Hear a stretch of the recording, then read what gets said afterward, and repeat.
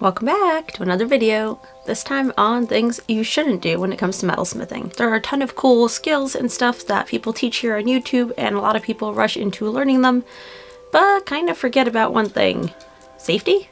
That's usually an afterthought. There's no OSHA regulations in your basement. I may have been one of those people. When I was electroforming, I learned proper safety because we were working with chemicals and electricity, but when I started metalsmithing, I kind of forgot about it, and I went right into sawing metal and filing and didn't bother wearing a dust mask, so I breathed in metal dust. And I just got headaches, really bad headaches. So I'm gonna make a little tiny video with just some really quick tips and tricks and things that you kind of should keep in mind when metalsmithing. And as with a lot of these videos, I will throw links down below in the description of where I bought this stuff. I really recommend things that I personally use and I like and that I feel work for me. So there is not a lot today, but there's a couple really useful things that I found that I think will work out pretty well.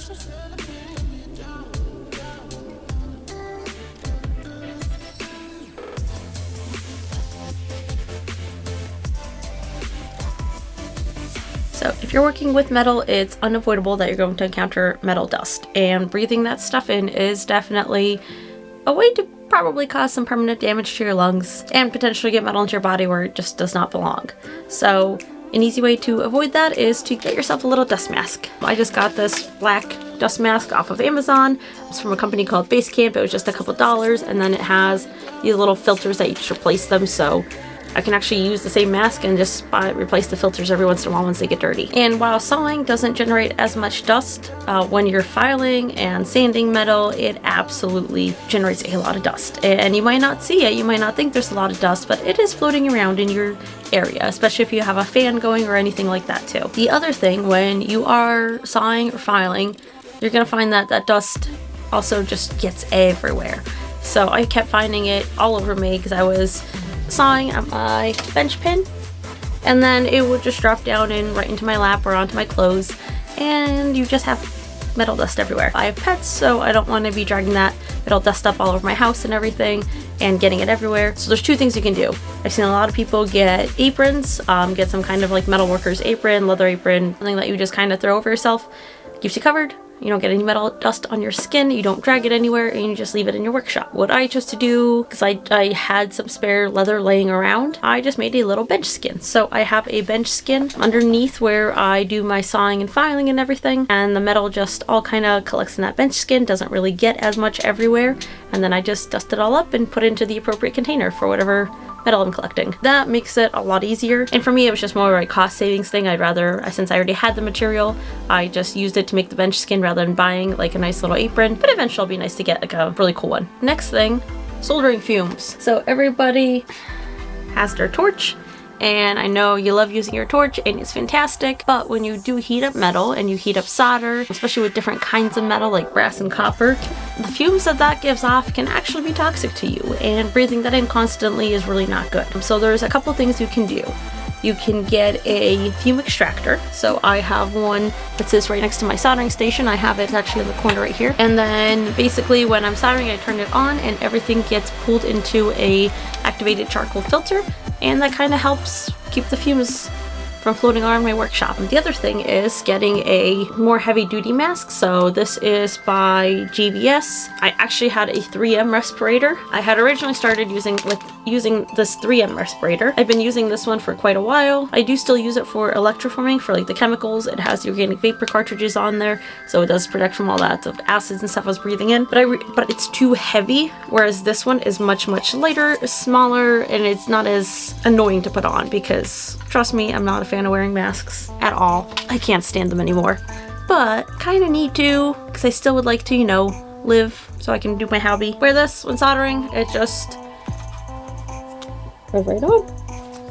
And it has these straps that just stretch around your head. This one has the organic vapor cartridges, so it also is good for all different kinds of like fumes and vapors and stuff, and also keeps out dust and stuff. So if you're doing a lot of sanding, polishing and stuff too, this is really good, because this will keep all, especially that fine dust that you generate when you're like polishing up jewelry that you really can't see this will keep all of that out. But once you get into the polishing phase, when you're making your jewelry, you're going to be throwing up a lot of very, very fine dust. And if you're using like different compounds, polishing compounds and stuff, you're really throwing up like fine metal and fine dust into the air. So while it looks like it's not really generating much, you still are breathing in stuff that you shouldn't be. So a couple ways to combat that. Again, one is simplest way is wear better mask so that the little fine particles don't slip through. Or what I got is this thing.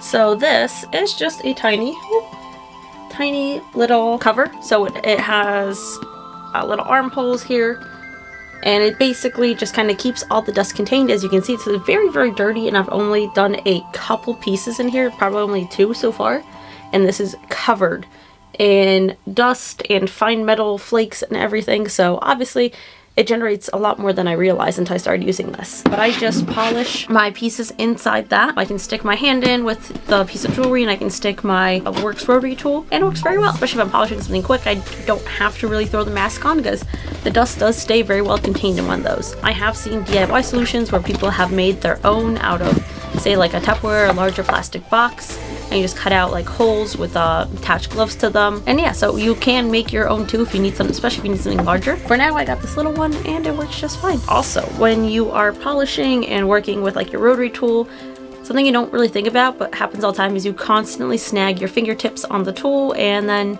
you end up just sometimes breaking skin or just kind of constantly like putting wear and tear on your fingertips, which also probably isn't the greatest. So, and the metal gets really hot while polishing, so it makes it hard to handle and just kind of slows you down. Really cool trick I saw somebody else doing, and I have used it, is use this like coupon wrap, and I just take a little strip of it, cut it, wrap it around my fingers, and usually I can use it a few times before it's like destroyed. I can have to throw it away. But yeah, I just make little finger wraps. You can get leather finger guards or silicone finger guards. They do sell them at like Rio Grande and different Amazon stores, but I had a bunch of these coupon wraps lying around from, you know, old injuries and stuff, so we're gonna get put to good use. So chemicals, that's the last part. So when you are metal smithing or working with jewelry, there's also a lot of chemicals that sometimes go into play. So you can use various patinas and oxidizers to create different effects in the metal, different sealants to protect your metal once it's finished.